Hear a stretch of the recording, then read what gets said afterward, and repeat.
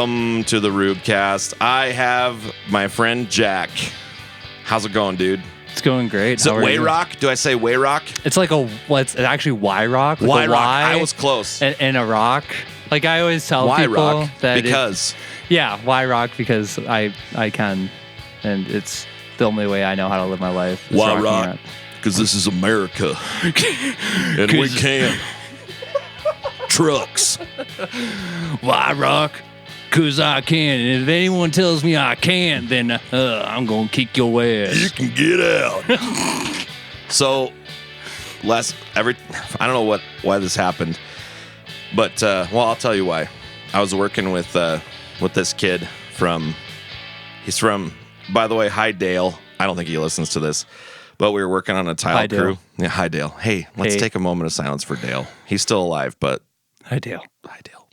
Anyway, he came from like San Francisco, okay, and he moved out here, and he like adopted a Southern accent, okay, because I guess that's what you do when you move to Montana. And Dale, I love you. If you hear this, I do love you.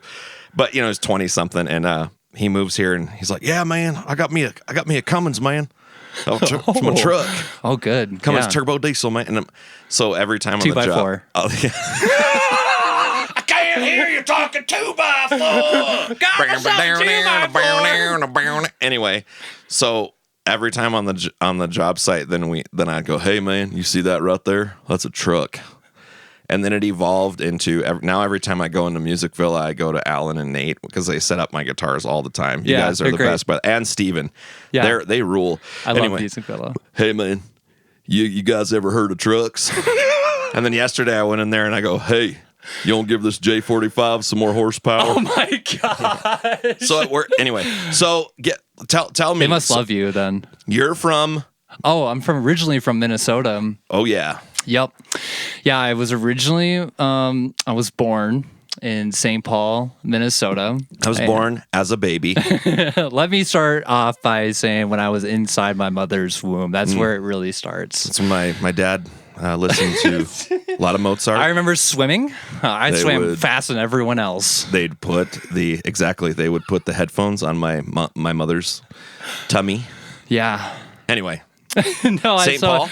Yeah, that's where I was born, and I grew up in a pretty nice town called Stillwater. It's about 45 minutes northeast of like the Minneapolis area. Yeah. It borders Wisconsin, right off the St. Croix River. Beautiful town. Yeah. And I didn't realize how beautiful it was until I did a lot of touring.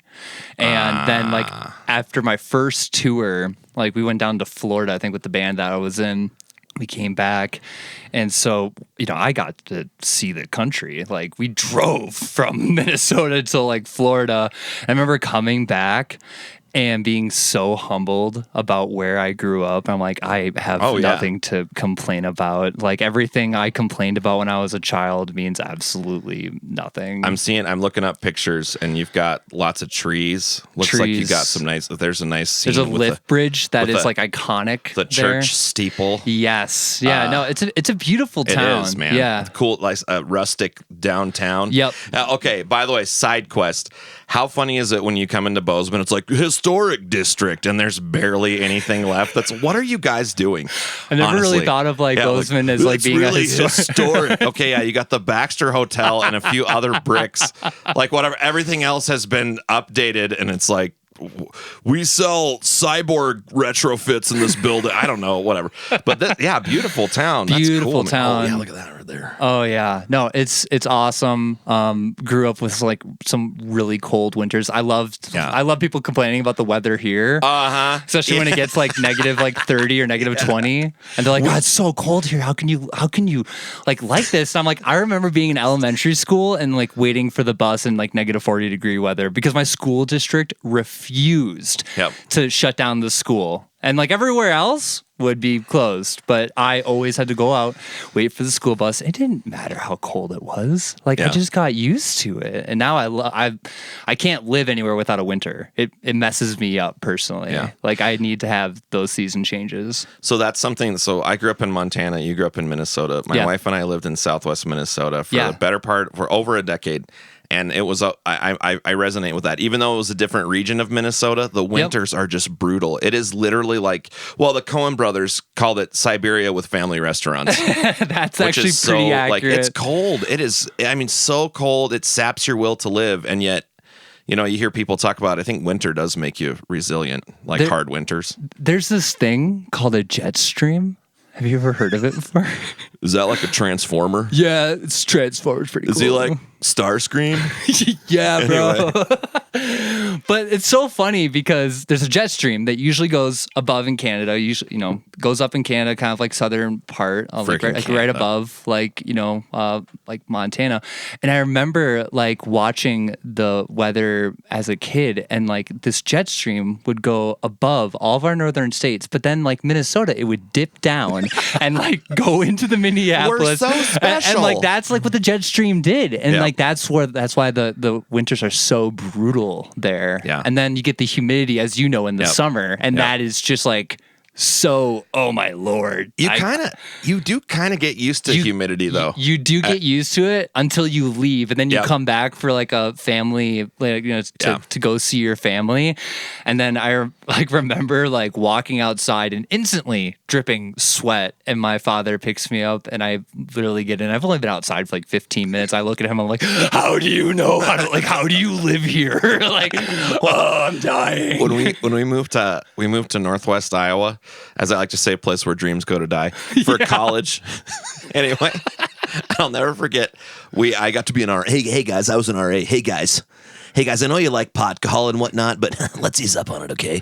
Anyway, so we had this training in the summer, and it was August in Northwest Iowa, and I remember like, man, it's really hot. I'm gonna go stand in the shade, and I went and stood in the shade, and it wasn't any better. Right. And I think, what is this? What devilish hell is this? Like, how it is, but it is. I mean, and then we had also noticed when we lived in Minnesota, we'd come back here and our luggage would smell weird.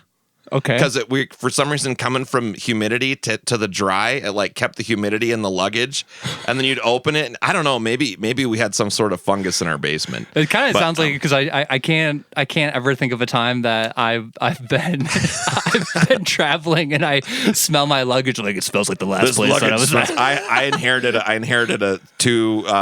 I inherited a very keen nose hole from my mom. Anyway, so you grew up in Stillwater, and you went to school out there. Did you graduate high school there? Yeah, graduated high school in Stillwater, and then was very involved in music there. Like my musical path really started when I was like about like 9. And that's that's like when I started doing live sound for like my local church, because in order to like go through like communion, right? Like at that time, it was actually pretty cool. They don't do this anymore, I don't think. But you had to get involved with the church. And so like there was an AV program. That's cool. And my parents were like, this sounds like something that like would be great for our son. And I stuck doing AV like all until I was like 22. So like 22, I was doing AV for my local church, and then got involved in like playing in like bands and like doing like worship bands and stuff. And like that's how I got to like play and like practice, and it was a great thing to be a part of, and also just like a great community of people too. You know what I mean? Like made like some good friends, and it kept me out of trouble. 2 questions on a side quest. Yeah. First of all, what church was it? Trinity Lutheran Church. Is it an ELCA or Missouri Synod? I don't know. Okay. Well, anyway, Trinity Lutheran, and then also you hit on something. I recorded with you, so we'll do 2 side quests. Hopefully, I can keep my brain. It's okay. I'm also putting like little like chapter markers in my brain. I almost texted you today and go, I don't know if my brain can handle a podcast, but as soon as you got here, I'm like, oh yeah, we're gonna. So you talked to me about. I've never heard anyone say this, but being on a worship band in church really made me a guitar player. Yeah. And I never thought about it like that. But then I realized a lot of the stuff I do, like if I write a song, I have the lyrics and then I have the chords above the words. Right. Well, where'd you get that? From worship team. Yeah, from worship team. Totally. Showing up on time. Yeah. Coming to rehearsals. Yeah. Practicing at home before you get to practice at church. All that stuff. And so I've wondered at times, when I'd play with other musicians, like, well, why didn't they practice or why, right. like that kind of discipline. Oh, totally. Huge. Yeah, no, I mean, let's talk even about, let's take it deeper, like stage presence, right? Like going through a song and like completely beefing it, right? but it's worship, you know what I mean? Like no one cares. This nice like open chord. No one even knows. Yeah, no one even knows that like you like when I do, like no one cares. Like they're just happy you're up there. They're just happy you're up there, that you're expressing and like and creating the experience for them. So yeah, I actually haven't even really thought about this, but I've performed a lot in my life. Like I've done over 250 shows like throughout like my career. It's a lot. But even before that I was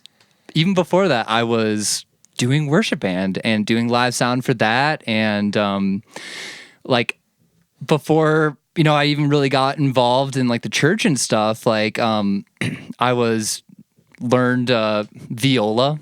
That was like one of my first instruments that I learned. At the same time I was learning guitar. Yeah. And so I had that kind of going for me. So being a part of orchestra throughout like junior high and middle school, I'd play around on other instruments, and I eventually like started writing songs like when I first like started playing guitar, I guess. Like my first like concert, I remember like my first time I ever performed was like a talent show. Yep. When I got my guitar, and it was like, I don't know, probably like a 45-second song or something like that. But like kind of piggybacking off like we were just saying, like I went up there with my guitar, my shitty PV amp, and I sat in front of all my peers, and I was so nervous, and I played my song, and like that was it. And that was the first time I performed, and I'll never forget that feeling like that I had. You know what I mean? The nerves and the excitement and and adrenaline. Yeah, adrenaline. That's an interesting thing too. I told somebody, for some reason I have it more with punk rock than anything else. Just a giant adrenaline surge, and I can't play leads. I just have to just match the strings. But so, okay, I'll fast forward to now, and then maybe we can kind of piece some things together. Absolutely. So, because now you are owner operator of Tangible Studios. Yes, Tangible Studios is a recording studio out in Four Corners, over by like the Jump Time like warehouse area. Yep. And I started that about 3 years ago. I started as like a home recording studio place, and now I'm moved into a warehouse. You're getting it dialed. Where bands also come in and they have practice space. We've got 4 bands at the warehouse, I believe, that practice there. And also, thank you to Music Villa. They're awesome, where an artist will come in like, hey, can I just like is there a place to like practice drums, or is there a place to like play music and loudly? And because like we're outside of the residential area, we're in a business district, there's no noise ordinances, so bands love it. They just crank up at night, and they absolutely love it. Well, like you said, if you got a bunch of kids jumping on trampolines in the building next door, and then a bunch of construction guys hammering things and throwing stuff around, it fits right in there. Yeah, and then like typically there's a lot of like weed grow operations over there, and you can always smell it. There's no hiding it. Oh, hello. And but it's great because they will usually operate during the day, and I'll usually do a lot of my recording stuff during the day too, and then like after 5 or 6 o'clock I'll leave it open for bands, and it just works out really good. And even if I am there late mixing, I can just jump into headphones, or like my mixing studio has like noise treatment and stuff, and between like all the treatment and bands practicing downstairs, it doesn't really bother me all that much, like at all. I can still hear like what I'm doing on my Genelec speakers and still make it work. So yeah, I mean, I started the studio because I've been a performer. I was in a band called City of the Week, and that was a lot of fun. That sounds familiar to me. Yeah, City of the Week. Yeah. Yep. Steph Hushka, she grew up in Glendive, Montana. Wow. Yeah, crazy little town. She's a spark of energy. Really, honestly, all of them are really great musicians, all really great people. And I did a lot of touring, and I had my own battles, especially with like drugs and alcohol. And so I eventually wanted to do like my own thing. I know I'm gonna like kind of jump to the ending here, no, but that's like cool. we're good. We had honestly. we had a sponsor. We had 14 different sponsors. One of them was a startup whiskey company. Yeah. Okay, that's them. City of the week. I'm not playing music or I'll get flagged. You will. I played music. I had my brother on here, and I played the theme from Walker, Texas Ranger. Flagged. And I think I got flagged for that, or I played this version of the Jeremiah Johnson song. You ever watch Jeremiah Johnson? It's a Mountain Man movie with Robert Redford. It's really classic. There's no way a mountain man would ever have that nice of hair. But other than that, it's really cool. Anyway, so back to touring, recovery. We talked about that a little bit. Yep. I got the bipolar disorder, so I've had some extreme highs and lows, and I think we connected on that. Yeah, definitely. But yeah, those things are connected. I mean, did you find that touring was a challenge with that road? It was the greatest time ever. There's no way to explain touring to people without it sounding like a fucking movie. Like, there's just like no way. Like, I remember on like one tour, like our van blew up. Like, I got arrested. It's trigger alert! It's a world record. He's the first guy to say the F word on the podcast. That's fucking great. You know what? Okay, Jack's my friend. And I'm closing my eyes for these people that aren't even looking at me right now. Close them harder. There you go. Jack is my friend. And I was going to have our friend Mark on here who does Flying V. Yeah. And at some point he'll Mark's be on awesome. here. But we might have different opinions on things and different, but I want my people that listen to this to get introduced to my friends. So as I get to know people and connect with people, I don't have an agenda. Like, I don't have a list of people I'm angling for other than Todd Orr, I think his name is. He got attacked by a grizzly bear down the canyon. Oh yeah. I really want to find him and get to know him because he makes knives too. But anyway, you're my friend, and so like this is how my friends talk. Okay, like so for those of you that are extremely sheltered and haven't heard a bad word, it'll be fine. We will all get through it. Yeah, we've all seen PG-13 movies. You're for college kids. Anyway, but yeah, so this is a monumental moment. You've been you've boldly gone where no man has gone before. So continue. So touring, crazy. Like, it's just it's just not wild. Even controlled chaos, really, other than you get to the next show, right? You just get to the next show. Like, I remember one time, like we just like what you do. We when we got pulled over from the cops, because if you are in a van and you have a U-Haul behind you and you take a look at the front two people look like they're in a band, you might get pulled over by the police because this is back in 2012. Like 2012 to about like 2017, 2018 is when I was in the band. And so it was different laws back then. Yep. And I was smoking weed at that time and toured, bringing weed with me. My lead singer hated me for it. Absolutely hated me for it. And I remember one time, we got pulled over, and at this time, Google Maps is pretty good. So we have a tour schedule. I'm just looking at our flyer. I don't even know where we are, whatever. And I just know we came from here and this is the next tour date. So I'm just going to look up that venue and I'm on my way. Right. And I remember getting pulled over. The cop's like, do you know why I pulled you over? I'm like, no, what's going on? He's like, where'd you come from? I'm like, and I remember I had to give a little bit of scene. He had pulled me into his car. I left my phone in the van, which had all of the information that I was going off of. And he's like, where'd you come from? I'm like, I don't remember. He's like, where are you going? I'm like, I don't know. It's on my phone. We got our car searched. I got in trouble, and it was funny. So I mean, just things. Because things would have been illegal. Yeah, back then. I think that was in no, was it in Ohio? I think it might have been Ohio. Yeah.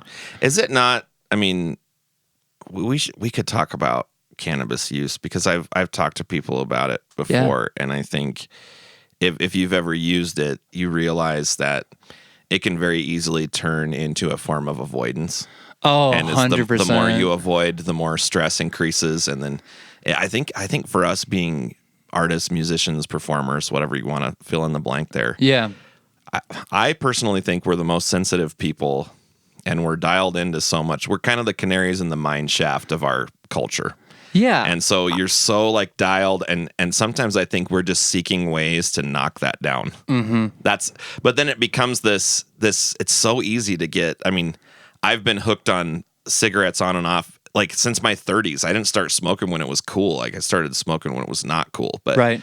Just that nicotine's a different deal. I personally think there's research on that that's not actually bad for your brain. It's just bad for a bunch of other stuff. But anyway, so yeah, like you do get into that mode.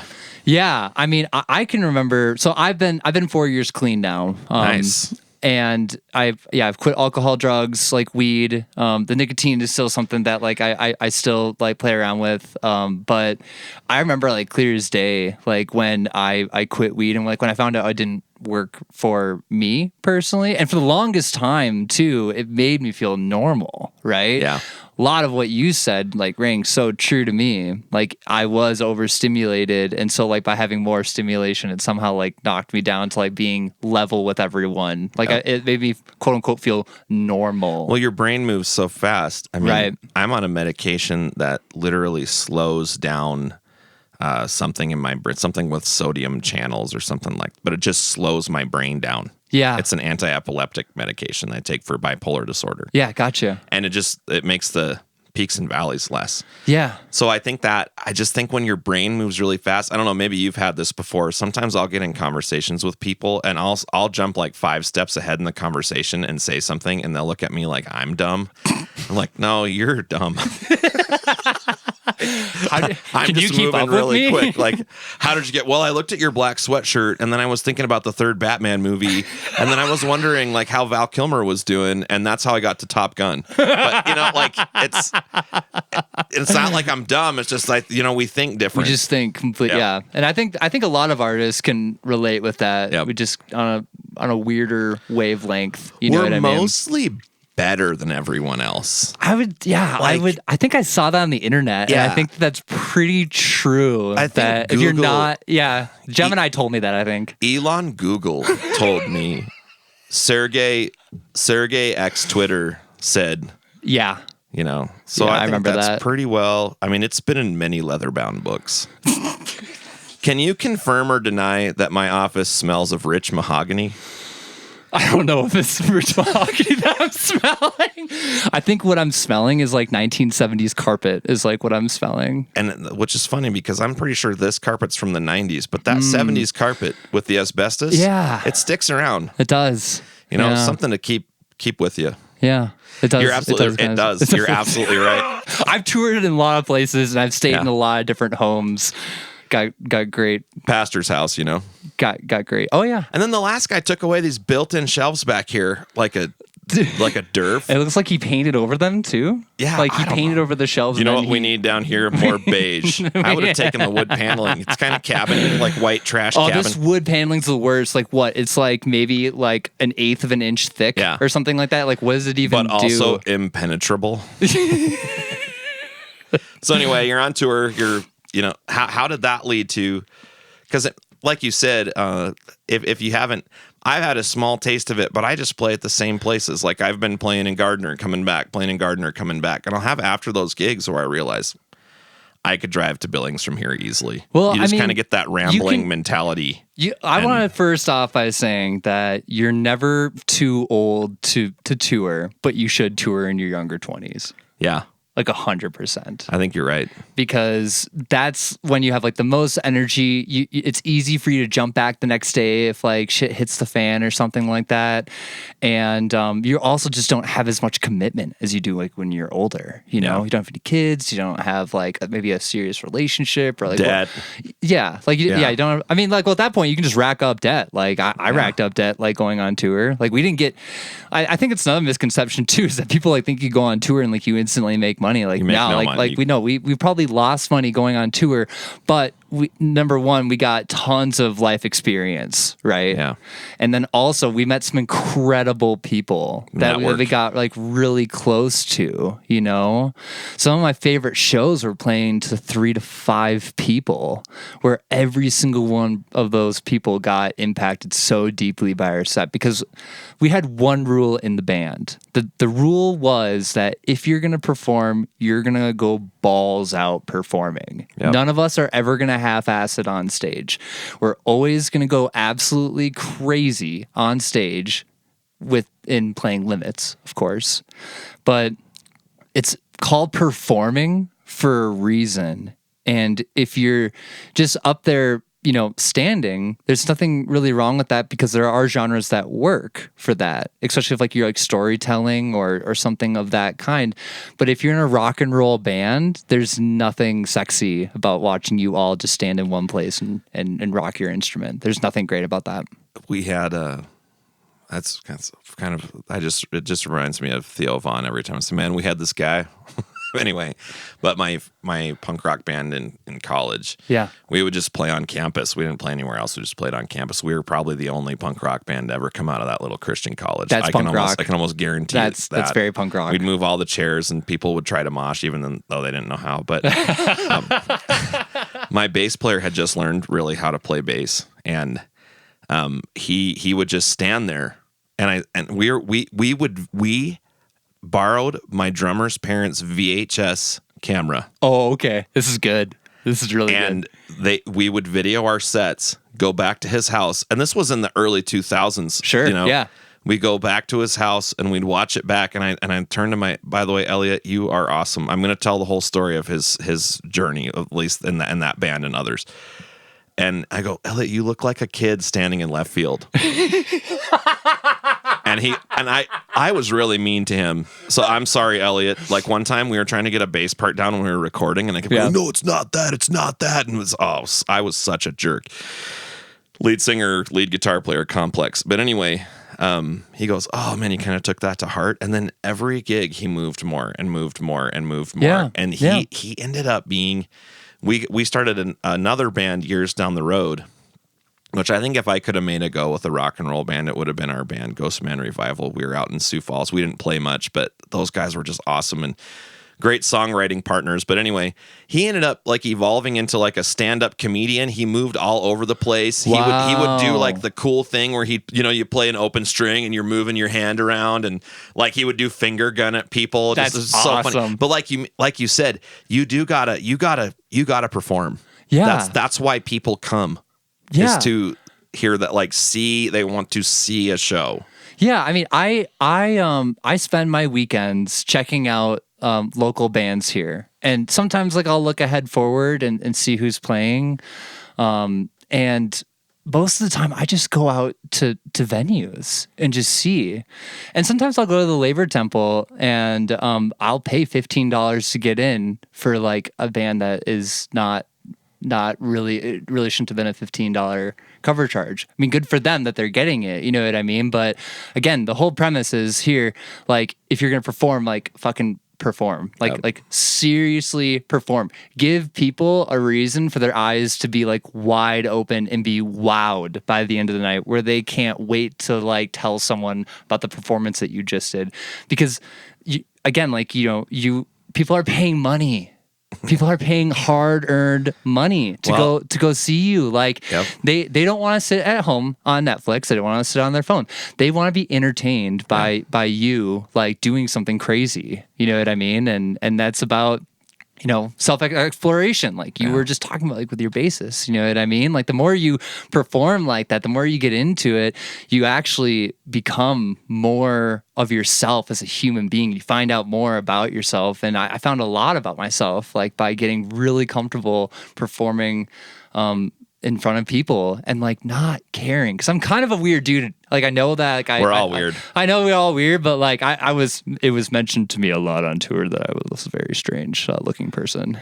But I thought you just meant, like, we're just strange in general. I mean, that also. I look strange and I am strange at the same time. I mean, but that doesn't bother me. But I got comfortable with being weird. You know what I mean? Like, I enjoyed making people feel uneasy by looking at them and like twisting my head, staring at them, making my eye twitch as like I'm playing guitar in front of them. Like, I fucking loved it. Jumping off stage, like getting in front of their face. Like, I loved doing that. Oh, it feels so good. Yeah. Well, yeah. So that's kind of, so you're Stillwater High School. Yeah. You graduate. Yeah. So did you go straight to a touring band from high school? No. We all actually all met at McNally Smith. It's no longer around. It was in St. Paul. It was a contemporary music college. I originally went for vocal performance and eventually switched to music production, which I originally wanted to do. My voice teacher told me I could make it as a vocal performance, and it's great. I have nothing against it if I wasn't paying like $24,000 a year for a degree that I may or may not do anything with after getting a degree in vocal performance. So I wanted to. I've been heavily involved in producing ever since I was 16 years old. That's when I got my first interface, and so we all met for those of you who don't know what that is, it's the thing that you plug into the mics into and plug into your computer. That's what an interface is. It takes it from electrical energy to ones and zeros for your computer to interpret. Yep. Because that's sometimes I try to explain what that stuff is. So you get your recording from 16. You start mixing your engineering. I would argue that being a vocal performance guy, that helps you. You never get to use auto-tune on me, by the way. But anyway, that helps you to probably pull some performances out of people. Like, hey, why don't you try this or try that? And then that goes into producing. Because like what you are right now is you're a pro mixing engineer. Yeah. You've literally had education in that regard. Yeah, mixing and mastering. Audio production, mixing, mastering. Or you're a pro mastering engineer. Yeah. You studied vocal performance. Yeah. So if, I mean, shameless plug, because when I have people on here, we're going to talk about what you do too. Yeah.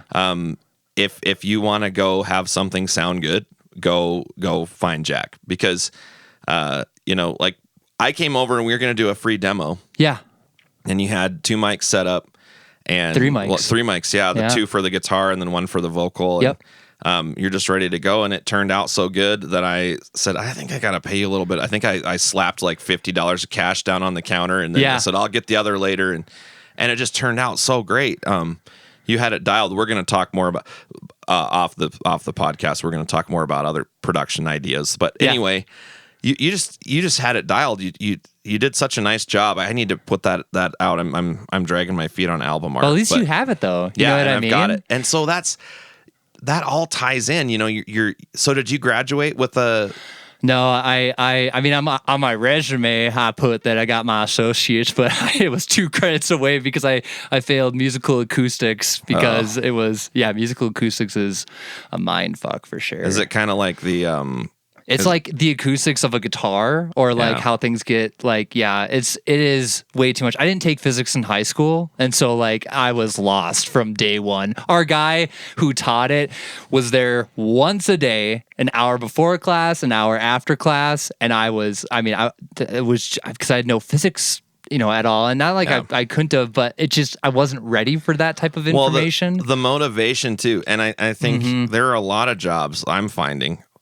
I already know how to do my day job, and yet I still have to go to school for it to keep it. So but I already know how to do it. So I'm in these classes and I'm thinking, why am I doing this? I already know how to do the job. So you get out of that. So you get out of that, whatever. You got, like you told me a couple weeks ago, I felt like I learned what I needed to learn to do what I needed to do. Absolutely. A lot of people are self-taught, so you're a leg up on a lot of folks that just kind of figured it out. Well, this is before like YouTube and these like mixing channels that are all over YouTube. Like back in like 2013 and stuff, 2014, like at that time, there was not nearly any videos on YouTube of people talking about mixing. It was very hush-hush. It was a really closed circuit, need-to-know basis. And if you wanted to get that information, you had to go intern for free at a recording studio, and you had to like get kind of beat up around, and then like maybe you could ask a couple questions to the mixing guy. You know what I mean? And I learned, a lot in school. The problem was, it's actually super funny. At the first day of orientation, they're like, make sure you go out and you perform and you get shows and we want you to be here, but we also want you performing. It got to a point where we were performing so much that like they wouldn't allow us to go to school because we were touring so much. So by them saying that we should go out and tour and stuff, ended up like backfiring on us and say, you can't actually go here if you're going to be missing this much school. It's like, well, okay. So is that where you got into the band from there? Yeah, we all That's were where going you got into. Yeah, we were all going to McNally Smith. City of the Week. Yeah. And you're going to McNally Smith. And that was in the cities? Mm-hmm. It was in St. For those of you who never lived in Minnesota, that's what everyone calls the Twin Cities. Yeah, I had to go up to the cities, went to the Vikings game. But that's what we all called it, the cities. The cities. I love Minnesota. I thought it was so cool when I found out you're from Minnesota because, like I said, I lived really good people in the not fun part of Minnesota. Yeah. But it's like corn, beans, and mud. Yeah. And despair. But anyway, really good people. Very, very, very. A lot of good people. So many. But that's a connection because I know, like last night, I was playing down in Gardner. This really nice couple was sitting there. And I said, where are you folks from? They're like, oh, we're from Minnesota. They're like, I think it was north suburbs or something like that. And I sat and talked with them for a half hour. I was actually late setting up a little bit because I was talking to them. But I figured this is part of the gig. I'm totally hanging out with these folks.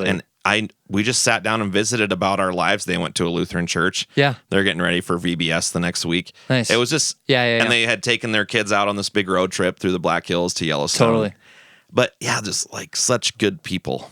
And I miss the Minnesota people regularly. So when I run into them, I'm really sad the Timberwolves lost in the playoffs. Not that it matters, but Minnesota joke, okay? I came up with another Minnesota joke. The Timberwolves losing in the Western Conference Finals is the closest the Vikings are ever going to get to winning a Super Bowl. That's very true. It's very accurate.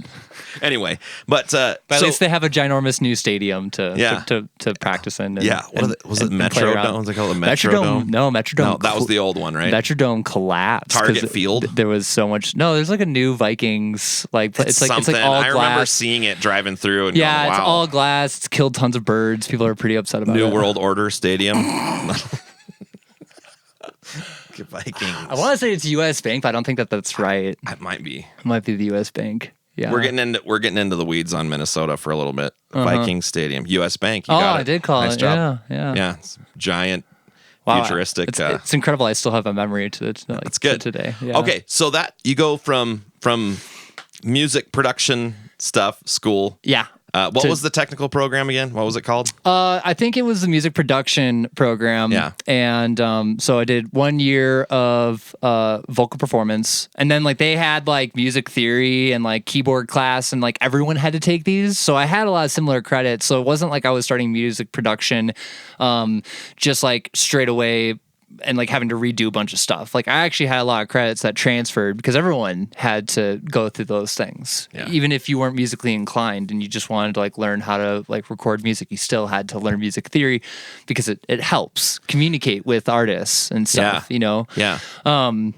So yeah, I did that for a little bit, but like I said, we just got touring so much that. So then it's the band. How many years were you with City of the Week? 5 years. 5 years. Yeah, 5 years. That's like an eternity. Well, we started out as like best friends, and it was really really fun. A lot of great time. I sang backup vocal. I played guitar, like primarily like rhythm guitar, and I was tried to be influential in the writing process. Yeah. And so some of the songs that are on the albums, obviously we all wrote, but I came in with the ideas for us to kind of lay down our own parts. And that was the beauty of it too. It's like as soon as someone came up with an idea, everyone like learned their parts and stuff. Yep. And it was a lot of fun. But you know how it is when you start on your younger 20s and then like by the time you're 25, you're a completely different person. Yeah. And that's like what had happened with our dynamic. We went from like really good friends to like all just going through our own personal things to only being business partners. And I can't remember who I heard it from like recently, but like any successful band where like if you guys aren't like on a close relationship, like close friend group, it's very difficult to like sustain that band. Yeah. You know, if you're only doing it for like business reasons, it's kind of funny that we take like an emotional business, which is like, you know, playing our emotions through an instrument, passing through the air into people's ears, and then that vibrates them into feel a certain thing. Yeah. It's very interesting, you know, thing that we're in. So if it's just about business, that's so black and white. I think we all can think of a job that we hated because it was too black and white, too dull, you know? So you can't take a dull thing and bring it in to a band dynamic and expect it to work. That's like my own personal opinion. Yep. And from my own experience too, you know, the higher likely, the likely success rate of your band definitely depends on your dynamic with a band as like with each other, what your relationship is with each other. The more fun that you have as a band, the more likely that you are going to be successful. Like, and of course, like it's any relationship, right? Like you're in a relationship with 4 other people. I mean, I was like with the band, you know, it's like a dysfunctional family. It's a family. That's just what I was going to say. And so it's hard to, you would never, I mean, that's why I guess they say like, don't mix like business and family together. You know what personal. I mean? Yeah, personal. Yeah. But that's just kind of like how it eventually evolved too. I got deeper into like my drug and alcohol abuse, and I didn't see it at that time. And it eventually led me to go on and pursue producing electronic music, which I love doing still to this day. You've put out some stuff with some artists out here that it is top tier. Thank you. Like can go toe to toe. Look at that. I'm going to mute that. See? You've beat the length for my last episode. Okay. I'll take it. I have the outro music just sitting in there. Yeah. And I always delete the previous tracks and then just use the same session over and over. But anyway, what were we talking about? Oh man, that was ADD. Oh man. We're talking about dysfunctional families and bands. Yeah, dysfunctional families. Oh, I was going to tell you that. I mean, my punk rock band, we play 2 to 4 shows a year. Yeah. We'd all like it to be more, but it just doesn't pay. And I don't know, like, we cannot get people, and I've talked to Rob from Goners about this, we cannot get people to show up for punk rock shows in Bozeman. Right. When we could promo until we're blue in the face. But we should do a show. We should. Parahellion. Yeah. I wrote down Parahellion because I want to talk about that too. But this was a cool thing. The last show we played with Do Fish Make Noise from Billings. Those guys are awesome. Yeah, they are absolutely. We'll play anywhere as long as we have like enough notice. Like we'll totally play anywhere. They're like totally down. Highly recommend. I ended up giving. I'm not going to say this. I'm not going to say it. It's because I don't want people to know. But just really love those guys. So anyway, we had 4 kids from Lewistown come out to see Do Fish Make Noise because they had known them, but they came all the way to Bozeman from Lewistown. Wow. So I ended up giving them some records and giving them a deal. I said, we're going to do a 50% counterculture discount because they were all decked out and looking cool and stuff. Yeah. So shirts for $10 and all this. But with my band, that's one reason I have the guys that I have is my bass player, Skylar. He and I grew up on the same gravel road years and years ago. Yeah.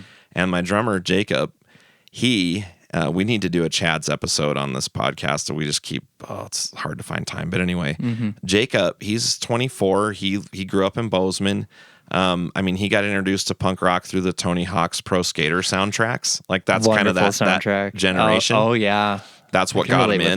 Yeah. And, but they're such good guys. And they're so reliable and they're just sweet guys. Wow, you said the one thing that like you never hear. Yep. Reliable. That's why, honestly, the bulk of my gigs are solo acoustic gigs because I know I can show up barring unforeseen circumstances. Right. I'm in charge of what I sound like. Mm-hmm. I'm in charge of the next song. I know all the songs. Right. And sometimes I'll just tell people, hey, I have not played this one ever, but I'm going to try it right now. And I find people like those tiny, like these little acoustic gigs, they're not there for you. Yeah. But some people, last night I had people just locked in. There was a group from West Virginia, and they're like, "Don't play John Denver." I'm like, "I love you guys," and then which John Denver rules, but they're sick of hearing West Virginia Mountain Mama take me home. I'm like, all right, we get it, thank you. He's not even from there. It's like people writing about Montana. Yeah, I've been in Montana for 5 years, man. I just really got into got into my DNA. Just got don't even know what it was like before, man. Guys, I moved coming in and ruining it. I ruined it 5 years ago. Yeah, exactly. I came up with this. Here's a line you'll appreciate. I came here to ski and ruin things. Yeah. And things are ruined, so I'm gonna ski. But anyway, so yeah, like you're in that family, and it becomes that staleness of the business partner thing. That's got to be a drag, and it just becomes tough at that point. And it's a lot of work. We were practicing 3 nights a week. That's exhausting. And like everyone was working full time, and so I was running a business at that time. It was like a call center that I had started. With the help of a friend who basically taught me how to start a business. And was that out here? No, that was in Minnesota. Okay. Yeah. And so we'd just be exhausted. And it was exhausting. And touring is anything but easy. But at the same time, I'm so glad I did it, because as a producer now and as an owner of a recording studio, one of the things I like to tell people is that, like, I've been in your shoes. Like, I've done what you're doing right now. Like, I've done this before. Like, all the things that you're doing outside of here, like, I've done this stuff with previous things that I've been in. So I understand. And you kind of talked about how, like, the vocal performance, like, can help in the studio. And I give people techniques all the time. And, like, even like rappers, I mean, you wouldn't think that rappers like need like a certain technique, but like they'll just come in and they'll say what they do. And I'm like, all right, like that was pretty good. Hey, do me a favor. Like, will you smile?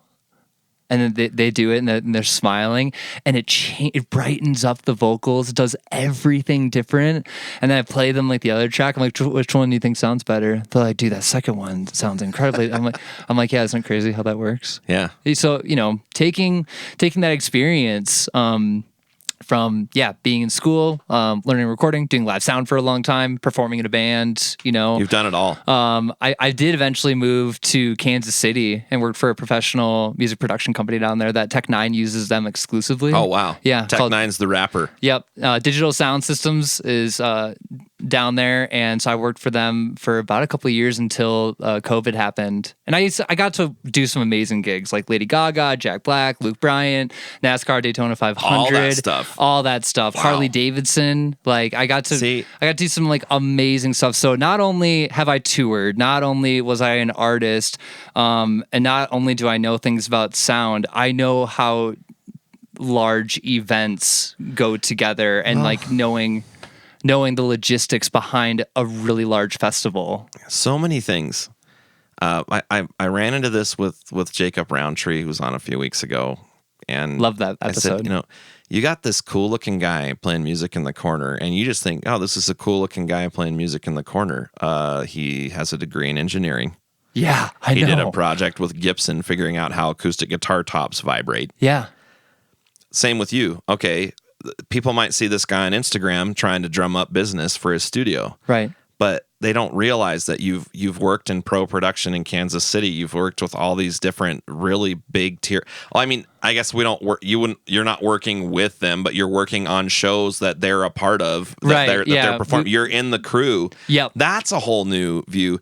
You had told me, and we don't have to expose any particulars, but you had how do I say this? You'll go to a venue and you'll go, oh man, they've got to get their sound dialed in, and we don't want to pull anyone's pants down on this podcast. No. But those types of things. Yeah. It's all of those experiences. And then talking about touring, you've been in some of these artists' shoes more than they've been in their shoes, because you've toured more. Most bands don't tour a lot. Yeah. And so, I mean, at least bands like I'm in, we play a few shows and it's kind of fun, and it's our golf. But I mean, oh yeah. Ready? Yeah. Wait for it. Oh, I don't have fingernails. Oh yeah. Oh, that was a good one. Oh, that was. Did you hear that? That was a nice. That was a nice peak. That was a good golden one. I'm so tempted to just play it back, but we're live. I know a thing or two about these microphones. No, when we were talking about, and this is kind of in the weeds a little bit, but when you ask what mics I use, I'm like, man, I feel like I'm having pretty good luck with the SM58s, you know? I shook my head like, oh, geez, like this is going to not sound like it. But I was also, even before we got on, like I listened to all your podcasts because I thought they were great. It's super fun to have podcasts that's like local, and like when people are talking, like you can like, oh, I know where that is, and it's so great. But your production in post was like really clean. Like I would not have been able to know if I had not met you that you use SM58s for your recording. I would not known. It's a really good plugin that I just tweak. I just use GarageBand, and it's a narration, and I just tweak the EQ. Nice, dude. I don't even know what I'm doing. But anyway. Does Isotope make GarageBand? I don't know. It's a deep cut. I believe it was Sheryl Crow who once sang another person's song and said, "The first cut is the deepest." I can't. I'd walk 1,000 miles, Oh, man. So much. All I want to do is have some fun. I've got a feeling I'm not the only one. Just jump. Yeah. Just go. Might as well, right? I mean, they see me standing there. I got my back against the record machine. I mean, I ain't the worst that they've seen. Don't they see what I mean? So I'm just like, all right, I guess I'll just jump. I don't know. Terrible. First cut. Now I got to figure out who wrote the first cut is the deepest, because it was not Cheryl. My mother-in-law's name is Cheryl, and my dearly departed father-in-law is from Northwest Iowa, and he would say it like Cheryl. Cheryl. So I like to say Sheryl Crow. Yeah. Sheryl Crow. Okay, here we are. Who wrote First Cut is the Deepest? Rod Stewart? He couldn't have written it. He has a really high voice. Wake up, Maggie. I think I got something to say. Oh, no. Rob Stewart. Rob Stewart is Rod's brother. He's a plumber. No, I don't know. I was like, where are you getting this information who wrote it? from? Cat Stevens wrote it. Cat Stevens. Weird. Anyway, so you're doing all this stuff now. Yeah. So you get off tour. You go down to Kansas City, I right? did. Yep. And so you work. I mean, I can't believe all those shows. Lady Gaga. Luke Bryan. Worked for the TikToks. You did. Yeah. So you're a double agent on the Chinese government. Yeah, I am. Thank you, the government. That's why I saw a drone in the window. Yeah, we set up an LED wall for their booth at like when the Chiefs most recently. You're not a double agent for the Chinese. The Chinese. You're not a double agent for the Chinese government. That was a joke. But the Chinese. It's a lesser known people group. So anyway, set up a big thing for the Kansas City chefs. When they won. After a while of not winning, right? They won, and I was down there for that, and that was an amazing. That's experience. huge. Yeah, it was an amazing experience to like see that level of production like going on. I wasn't like in the stadium. I was like in like the other stadium where they have like the convention like next to it and stuff. But it was just like incredible like time to be down there, and that was like super duper fun. Like I actually love programming LED walls. Like it's such a weird thing. I mean, they're just like giant TVs, but like I find them fascinating, especially like what you can do with like LED walls like is quite crazy. That's basically what your TV is, right? Yeah. Yeah. A bunch of little tiny it's just lights. It's basically just making your computer screen like a ginormous like screen behind someone and scaling it up. With the shows too, right? Like a lot of them will have that kind of background. It's the podcast burp, dude. That was good mic discipline. Sometimes people are like, why don't you just burp into the microphone? I don't want to smell it. Why don't you just burp into the microphone? And I go, because that's a fat guy stereotype. Oh yeah, just like you've said that multiple times. Farting into, and like I don't fart in front of people. Well, why not? Who cares? We're all dudes. I'm like, it's a fat guy stereotype. Because they'll just assume I did it. Yeah. Yeah, they will. So I'm sorry. He must have had too much food. He's fat. Anyway, you're very skinny. Congratulations. Thank you. It's, he's pretty svelte, folks. German Norwegian genetics. Yeah, I don't know what I got. I'm looking at the video right now. Oh yeah, I forgot that we're videoing. Actually, totally forgot about that. Part of me is tempted to sync this up with your video, but okay, I don't want know. to. I don't know. Maybe I'll send you the audio and you can mess with it for fun. I guess if we clap now, we could probably sync it up. You think so? Oh yeah. We'll sync Nailed it up it. maybe. We'll see what happens. So, yeah, so that brought you from Kansas City to here then? Yeah, so everyone, actually no, there's this like weird event called COVID. I don't know if anyone's ever heard of it before, but the music industry shut down during it. Give me the virus. Yeah. Everything shut down. I don't think we're still fully recovered. Yeah, I mean, it's a parallel universe for sure. Yeah. And my brother, he's 12 years older than I am, and I didn't see him a lot when I was a kid, but he's like my idol. He was my absolute idol. We share the same father, different mothers. My idol. Got me into like DJing and stuff. Love my brother Luke. And he had called me and said like, look, dude, like I know you're not very happy down there, because I was not super happy. I mean, I was doing all these great things. I was also fighting my addictions down there too. And so he was like, hey, I don't think you're doing that great down there. Like, why don't you move up to Bozeman, because you don't know it yet, but everything's about to shut down. And so that's how I moved to Bozeman. My brother extended his home to me. And then I was producing music in the room that he put me up in, and he's like, "You're not still like thinking that you can make it like making electronic music?" I'm like, "I don't know. Like, I think I'm getting like really good." And he's like, he said the most like kind like thing to me, but also like deep. He's like, "Jack, if you haven't made it with like your electronic career now, like you might want to consider like figuring something else out with your music." And he knew I was talented stuff. He wasn't saying it because he's trying to put me down. He was right. And I said, well, fuck it. If I'm not going to do this, like I want to help artists, and I want them. I want to produce other artists. I want to record. I want to do a recording studio. And it's something I've wanted to do for a very long time. I've just always been situated in bands or in like, production companies. And I actually did attempt to start a recording studio down in Kansas City, but then COVID happened and everything shut down. And so like I was actually putting together a studio down there. So when I moved up here, it was like, well, I've already settled on the name Tangible Studios, and that's how it all started. Yeah. Did you do some sales stuff? Would you say you were working for a dealership? Yeah. For a while? Yeah. Car dealership? Yeah. In the middle of doing, starting this like studio up, obviously it takes a significant amount of capital to do. That's my poster for Producers Night. We'll talk about that. Yeah, we'll talk about that. I started working at Gibson and worked really hard at Gibson. I feel like most people have like worked at Gibson if you're an artist here in this town of Bozeman. Then at that point, I actually had started it in like my home studio location in the previous place I lived in, and then when I worked at, I got a job being a service advisor at the Ford dealership, and so I worked in the quick lane and helped people. I knew nothing about cars, by the way, knew nothing about cars before I started that job. But the manager and I got along great because we're both musicians. Yeah. And he was a metalhead and loves Metallica, and he's written a bunch of songs, and he grew up in California, played in bands, and so like we just hit it off because we're both music guys, and that's like why he hired me. And he also knew I had a studio, so maybe that's why he hired me. We're everywhere.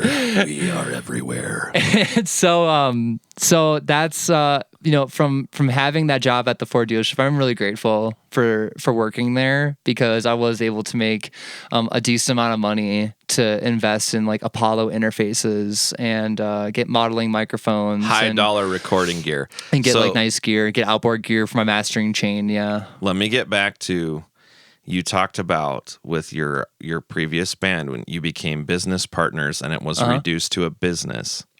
What I have found personally is I have a really hard time doing just a job. Right. And I think we have that in common. Totally. Some folks have I wish I had the wiring, honestly. I definitely I respect the shit out of it. I can tell you that right now. I do too. Yeah, I really do. Anyone who can just like do that one thing, put your and head down and be okay and just have like the whole stable I guess what's the word I'm the stability, just the regular predictability. Yeah, predictability. Yeah. And like we go nuts. I respect that. We go nuts in that kind of environment. Oh, I can't do it. We go absolutely crazy. I worked sales for AT&T when I first moved back before I got on at this church part-time. And oh man, I ended up quitting that job and just going to mix mud for my tile setter friend because I would rather just carry buckets of mud up and down stairs and cut tiles than do that. But anyway, really good guys. I remember going back and I had done a really hard funeral, and that man was just a sweet guy. And I held his hand and I read scripture and I prayed with him before he passed away. And I went back to AT&T and I said, I would rather hold a dying man's hand and pray with him than sell another cell phone or plan. So that was, I'm very, very lucky. I get to work in a place where they understand that I'm a musician and that's a part of who I am. I haven't always had that. Yeah. So anyway, you go from the dealership, and then is that when you made the leap to the studio? I did. Pretty well full time? Yeah. I did do it full time, and I wish that I could sit here and say that like it is, sustainable enough for me. But with this economy and also just like this town being like, kind of small, I've had to pick up some like extra gigs. Like I do AV up at Big Sky Resort. Oh, cool. Yeah. I shoot video at the local rodeo, part of that video production team. And I'm trying to help my friend's like spa company, like where he just cleans and checks pools and pH and acidity and stuff, trying to help him out with that. So, I mean, I've got, I wish I could just say that I'm like just doing like music like full time. But that's cool. But it's a process. But you're more wired. You're more wired to kind of be a hired gun than to just do the same thing every day. And it's different. You're helping people. You're doing creative stuff. That kind of thing. I honestly, when I worked at Ford and I learned enough about cars to be able to tell people to flush their whole entire car and they need brakes and like upsell all these things that the car needed, but to be able to do it in a way. It's a win-win. Yeah, it's a win-win. I said, okay, I have proven that I can literally go anywhere and I can get good at a job. It's time for me to take the thing that I actually know the most about, and I need to pursue this like on a much more serious level, because I just couldn't, for me, I could not, I just absolutely could not do it anymore, where I had to keep denying myself. I could not deny myself any longer. But not like the good way of denying yourself, like the bad way.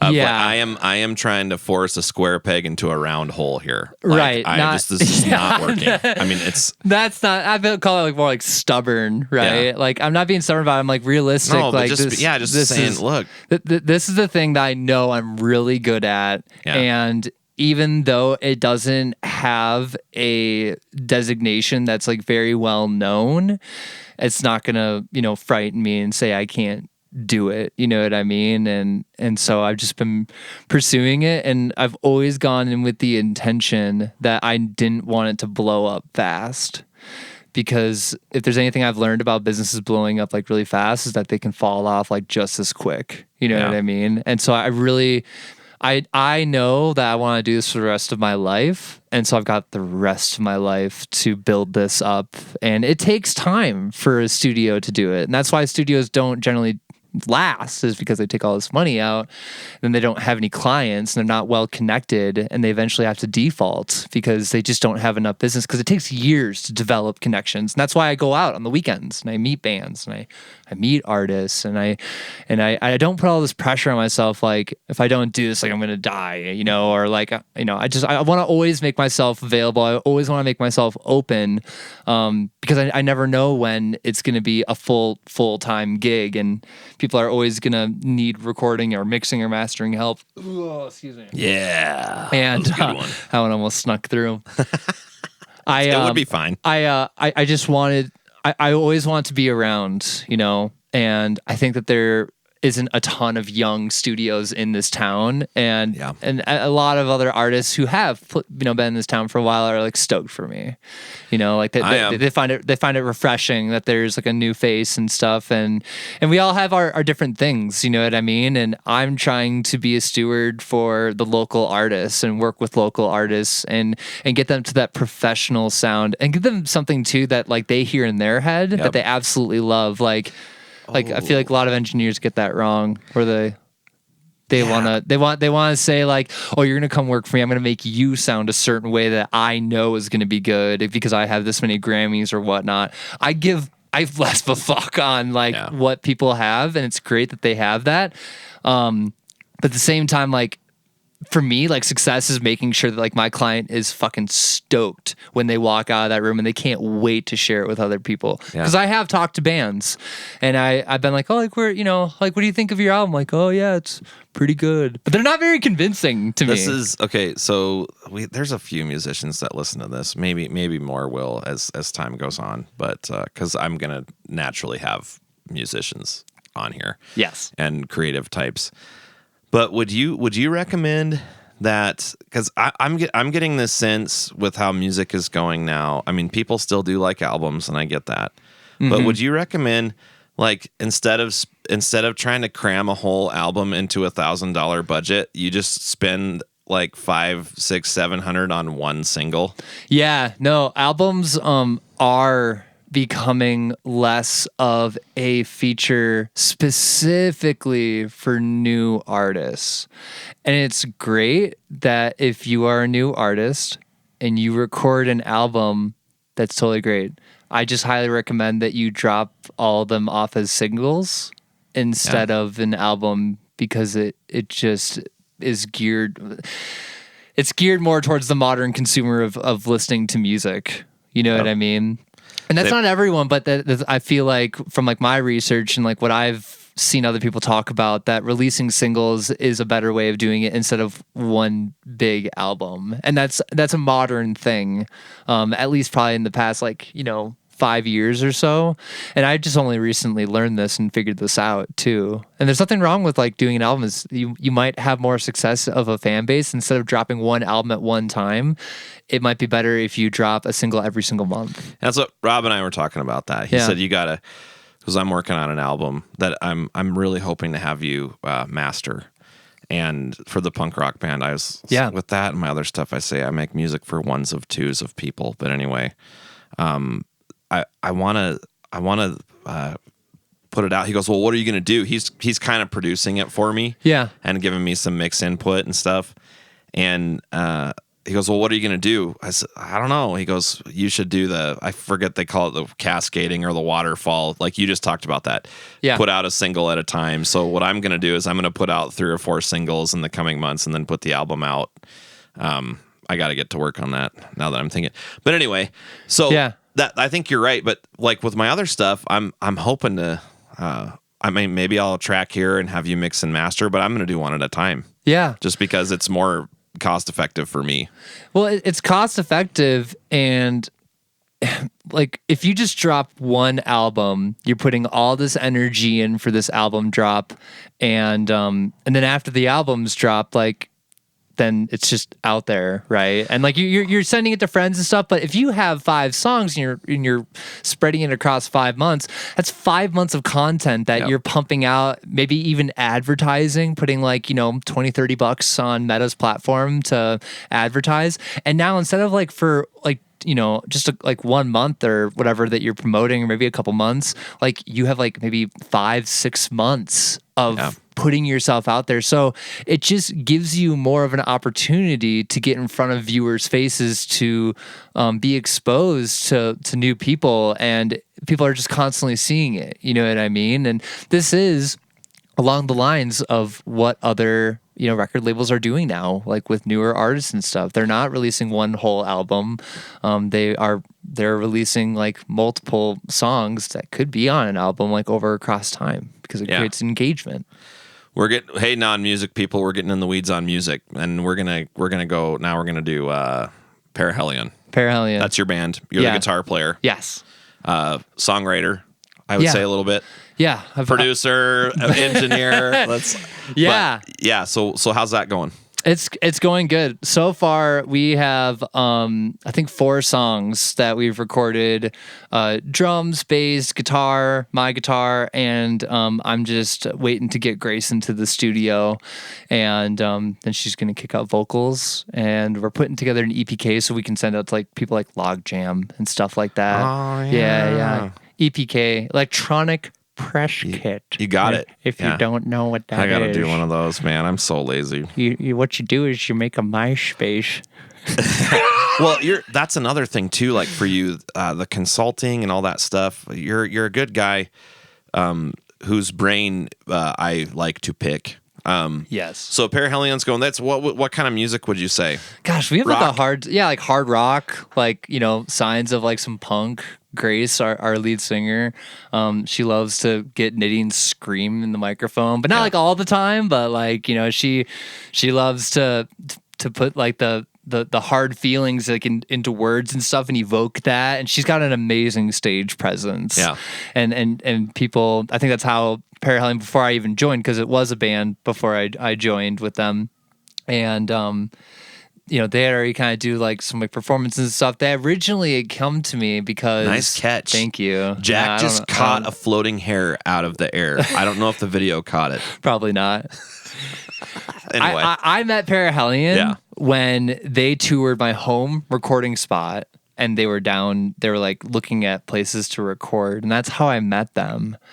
And then like I don't know, like a month goes by and like I didn't hear anything from them, and I was like reaching out to them, and I went to the hot springs one day and I saw Grace there, and I didn't realize that Grace was heavily tatted, and so I'm in the sauna, and this beautiful girl, fully tatted, is like, I know you. I've been looking for you. And I honestly thought that she was like, just like it was like this random like drunk girl, like misperceiving me for someone else. And then I sat down and like began my meditation.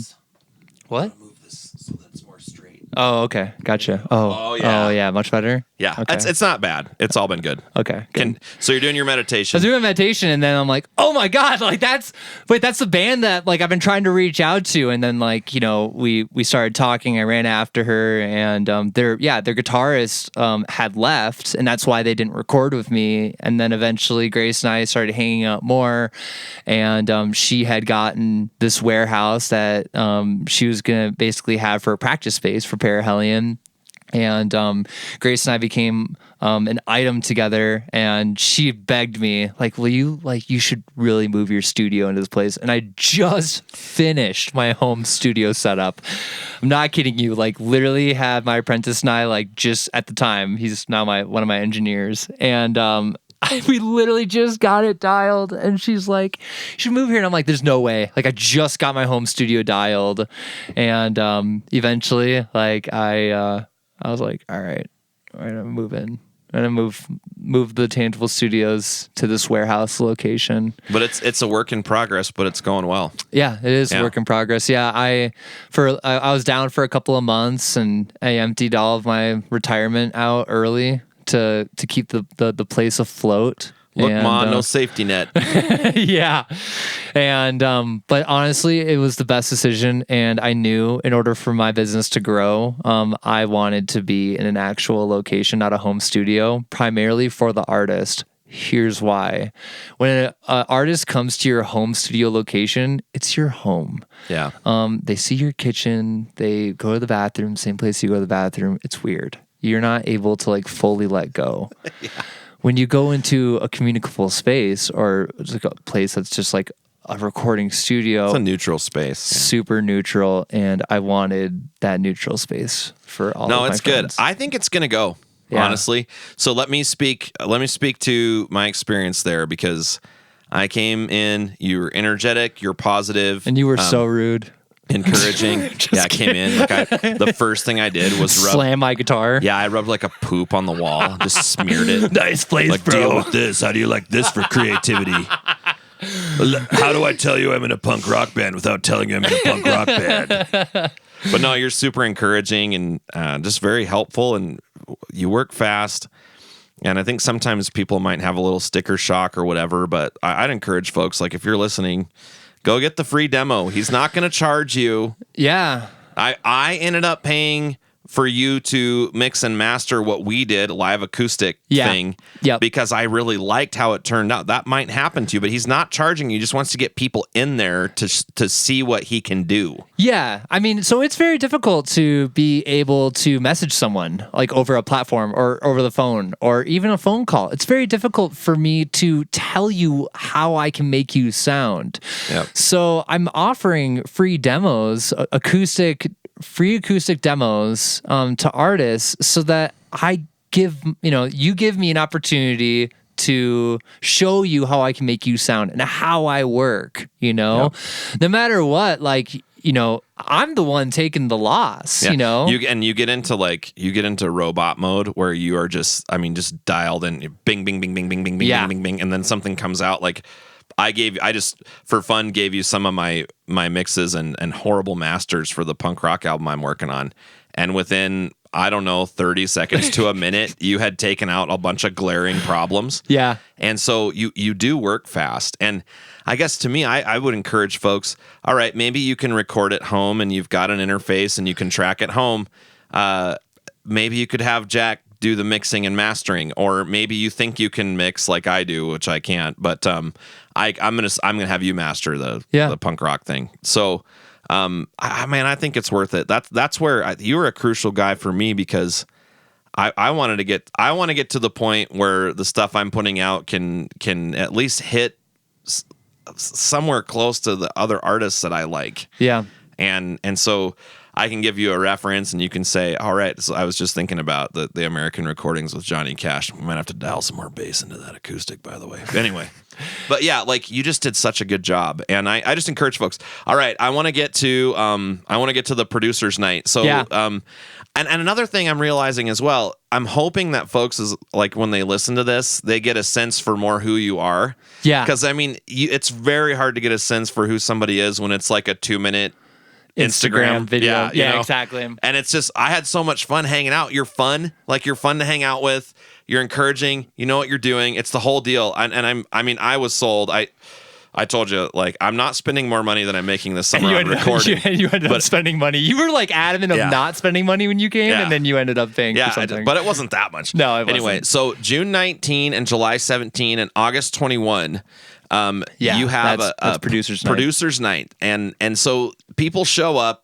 124 Shepherd Trail. I'll try and put this in the description if I can remember. But so it's an open mic for producers and music creators. You tell me what. Yeah. So producers night is the ability for people. I open my doors. I open my mixing room for producers and music creators. So let me. I have to say this because I get this all the time from people.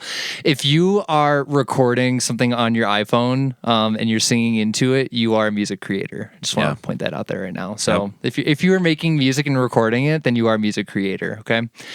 So this gives people the opportunity to come in, take a slot, and they get to reference their song, their bounce down song, through my Genelec speaker system. Really nice monitoring system. Really, really nice monitor. Yep. The 8040Bs with the 7040 sub. And I don't know what any of that is, but it sounds really impressive. And the whole room is treated with acoustic treatment. There's bass traps and all the first reflection points are covered. I've got I can't remember what they're called, of course. Oh, clouds above also it's just a really nice sounding room. So it allows people to come in and be able to reference their mix on that system. You get to sit where I sit, where I'm mixing music in the sweet spot, we call it. And then other people are also in the room. So it's like an open mic night, but you're not really playing anything live, but you're playing something that you've been working on. And other people get to kind of say, wow, your vocals sound great. Whoa, this is a demo? this almost sounds done. Or everything sounded great, but I feel like I could use a little more drums. Do you think do you think that's a little intimidating for some musicians? And then is it intimidating? B, how do you help them to overcome that, because that would be something I don't want other people to hear what I've done. Yeah, well, at the like, same not time, that, but then you also do. Well, at the same time, when you get a mix done, right? Yeah. Who do you have to send it to? Yeah. Who do you have to reference it? Who do you actually trust? Guys, I send mine to Rob. Hi, Rob. Love you. Anyway, but the point is, a lot of people don't have that. Don't have it's it. also a very isolating job, and that doesn't cost money. No, you can go. it's free. It's really kind of. I almost kind of think of it like a real estate open house. Yeah. You know? Oh, like, sure. Come hang out. Come eat some meats and look at the house. You don't have to buy it, but it is. I mean, it is a chance to get to know you, and I think that's where. I mean, yeah, just really. You're very. Also, the other thing I would say, you're really professional. Like, you have a good line between having fun and being, because I just want to joke the whole time, and then all of a sudden, like, you're zoned back out of the conversation on the screen, dialing things, and I'm like, oh wait, he's behind the curtain now. I'm in the zone. Yeah, it's in the zone, in the flow state. So yeah, you do a great job. So I would encourage people, June 19, July 17, August 21. Open mic for people who make music. Yeah, you show up, you dump your mix off, and listen to it through these big awesome speakers. Yeah. And yeah, just get some input. I mean, I think that's super cool. Well, it's a community event. Like, I've been producing music for a really long time. Since I was 16, I'm 32, so about 16 years. You're literally a professional. I can't stress that enough. Like, you know what you're doing. I've never had other people to show my stuff to where they also produce music, you know? And I want to create a community where people can learn from each other, where I don't have to give everything. And there might even be some artists who just learned producing the past couple of years, and they've done some crazy signal chain thing where I've no idea how they did it, but once they tell me, I'm like, that's ingenious. I'm gonna have to try that out. So it's exchanging ideas and learning from one another, you know? Because again, like, when you're making music, you're in your home, you have your monitors on, and like, you're just sitting in front of your computer for hours, like, by yourself. I love it. And so this is a way to meet other people who do the exact same thing. Yeah. No, I think that's, maybe if I didn't have so many shows this summer, those are all the dates up there. Oh my gosh, yeah. I've got some of them scratched off, but I'm making. How can you read that? It's yellow. I know. I use the yellow marker because I feel bad for it. Because most people, it's like yellow and brown, so it's like the pee and poop marker. That is a really interesting case. Why did it have to be that? Yeah, like. But anyway, it's a good marketing play. But yeah, man, I'd encourage folks to show up to that. I mean, even if you're like some 18-year-old kid and you recorded a song on your iPhone, like you said. Yeah, my favorite recordings, some of my favorite ones, other than the one I did with you and the ones I did with Gil at Peak Recording last year. Yeah. Some of my favorite ones are ones I did earlier this year, is I just recorded in GarageBand on my iPhone and added distortion, and it got the amount of grit that I wanted. And yeah, so I mean, it doesn't have to be. I mean, I'll play people iPhone recordings and they'll go, "Whoa, what did you use for that?" I'm like, literally my phone mic. So you can actually get some pretty cool sounding stuff. But anyway, yeah. Oh, there's so many things I want to talk about. So many things I want to pick your brain on. But I think we're about 122. Hour and 22 minutes. Went pretty quick. No, I know. I could feel the time flying by. Yeah, like 30 minutes ago, I could feel. I'm like, wow, it's going quick. I've had a couple times where you're talking and I'm just going, yeah, that. I don't know. I love talking about this stuff. I mean, I could sit here for. Jacob and I had the same deal. Oh yeah, we could just sit here so you and I are going to have to do a part 2. He and I are going to have to do a part 2. Yeah. But yeah, I think if you're a musician, take Jack up on some of this stuff. This producers night that I'm pointing at. I mean, obviously, I don't know if we're gonna do. I've got flyers up around town too, of like the Hoff. I've got it. At Villa, I've got it. Cactus Records, I've got it. Like, yeah, I've got flyers up all over. I've almost ran out of flyers. I've printed 20 of them. I do think it's gonna take off. Man, you're very gifted, and I can't say that enough. I like encouraging people. It's one of my tank fillers. So keep on keeping on. I think it's gonna go. I also think it's cool how you've got some diversity in what you're doing. So you can go work at the rodeo, or you can go up to Big Sky. Yeah, you know. Yeah, no, I mean, I've learned from others that are in my position that you have to be able to do a lot of different things. My only thing is that I will only do music or sound or something that relates to a show, gigs. Like I won't go sell cell phones or something like that, you know. But there's enough stuff that you can do. There is. I mean, around here, and so it's as much as we kind of, those of us who live in Bozeman and can barely afford to live here. Like I have a free house and I still can't afford to live here. I mean, seriously. But anyway, we get kind of sick of the touristy thing. If it wasn't for the touristy thing, there wouldn't be near as many opportunities for us to do stuff. And so I just kind of see it as, okay, well, there's a type of tourist that I prefer. I'm finding I like the people who come here to get out in the woods. Yeah. Those are the ones that if you come here to shop in a different place that doesn't have as many stores as you have, I don't understand that. You go Big Sky. I want the exact same experience I have at home, but in the mountains. Is that not I mean, come on. That's what Big Sky's for. Yeah, I went down the what is it, the Yellowtail Trail where that guy got attacked by a grizzly? I can't remember. Like, go out there. Live some life. Get some bear spray. It's beautiful. I mean, I love Bozeman because you can go in any direction, like for 10 minutes, and like you're in the middle of nowhere almost. That, as much as it's probably Chamber of Commerce advertising thing, that Main Street to the mountains is a pretty cool deal. You can literally hike from town up into a mountain. Oh, that's dope. You know, I mean, you can go take this trail and go up through Story Mill Park and then walk along the highway up Bridger Canyon and hit the M or hit the Drinking Horse. Yeah. So, I mean, it is really cool. There's so many things I want to talk about. I think part 2, maybe we could honestly we could get in the weeds. If we had a live audience, I go, hey folks, should we keep going? And they go, yeah. Because I want to talk about some recovery stuff too, because I've got a lot of friends in recovery, and I feel like that's a good part too, though. Yeah, I think that is because I don't want to rush it. It's important to me. Yeah, I think we need to do that one. Yeah. So, all right, folks. Well, check out Parahelion. Are you guys on Spotify at all? No, not yet. That's what we're working on. Yeah, work on an album, but check them out. They're on Instagram. Parahelion. Yep.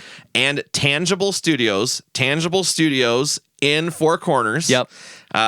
Just reach out to Jack. You can find Tangible Studios on Instagram as well. I will link to your band and your studio and Instagram. Folks, I can't say enough how awesome this guy is. We've had so much fun, and I'm always grateful to have new music friends. So, any parting shots, Jack? No, I mean, I just want to say thank you for your podcast. Your energy on this podcast is like so fun and like so not serious that it's like super entertaining. Like when you're in the car listening to your podcast and you just like talking with other people, it's super entertaining. And I love what you're doing here. We have fun. It's cool. I still got to figure out how to mark this Bozeman. But then one of my ranch friends was like, "Are you sure you want to identify it with Bozeman? You're probably going to get some backlash." Hey man, you didn't talk about the earth enough. Anyway, well man, thanks for coming on here. No, thank you. I appreciate it. And that will do it. Thanks for tuning into the Rubecast. This has been so cool. Jack, you're the man. And we'll be back next week with something, I don't know, maybe just me. I sometimes talk about things like mowing lawns. So thanks for being on, dude. It's been awesome. Thank you. All right.